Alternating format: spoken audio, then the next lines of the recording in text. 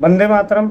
स्वस्थ समृद्ध परिवार निर्माण प्रयास में भाई राजीव दीक्षित जी के व्याख्यानों से प्रेरित और प्रोत्साहित होकर स्वदेशी चिकित्सा के प्रति जागरूकता का कार्य जमीनी स्तर पर और सोशल मीडिया के माध्यम से कर रहा हूं, और इस सब में आप सभी के सहयोग, आशीर्वाद और अनुभव जो मिल रहे हैं उसके लिए कोटि कोटि नमन।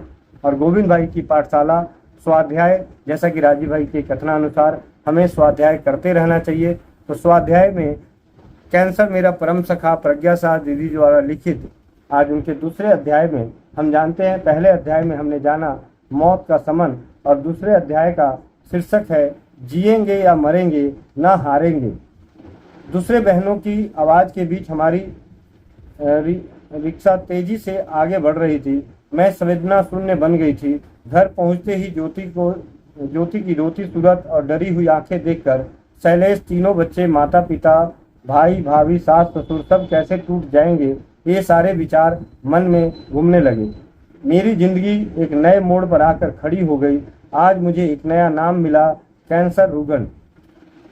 सर्जनहार ने बनाए हुए नारी देह का सर्वश्रेष्ठ पवित्र अंग, जिसके जरिए अमृत रस पिलाकर माँ अपने बच्चे को बड़ा करती है। अमृत पान के लिए स्वयं भगवान भी बार बार बालक का अवतार लेते हैं।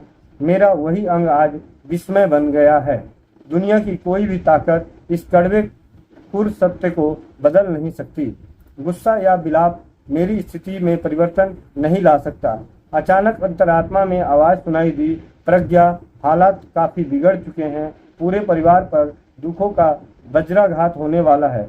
तू ही एक व्यक्ति है जो इस प्रहार से सबको उबार सकती है या उसकी तीव्रता को कम कर सकती है। तुम्हारी मृत्यु तो उसका समय होते ही तुम्हें अपने आगोश में ले लेगी, लेकिन आज प्राण हथेली में लेकर तुम्हें ही इस नाजुक परिस्थिति को संभालना होगा।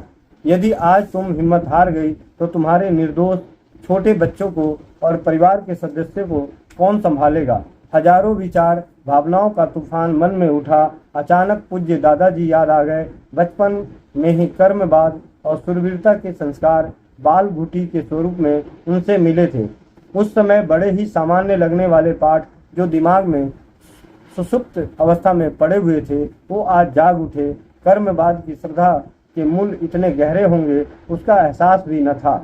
कैंसर नाम की यह बीमारी मेरे पूर्व संचित कोई अगम्य पाप के प्रायश्चित के रूप में आया हुआ कर्म ही है, ऐसा मन में ठान लिया। उसी वक्त ही मन में यह निश्चय किया कि सामने आए हुए इस बीमारी रूपी कर्म को मैं सहजता से स्वीकार करूंगी तथा व्याकुल होकर, शिकायत करके, विलाप करके, खिंचित होकर नए कर्म बंधन बिल्कुल पैदा नहीं करूंगी।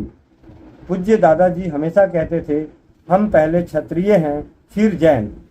महावीर का धर्म शूरवीरों का है, कायरों का नहीं।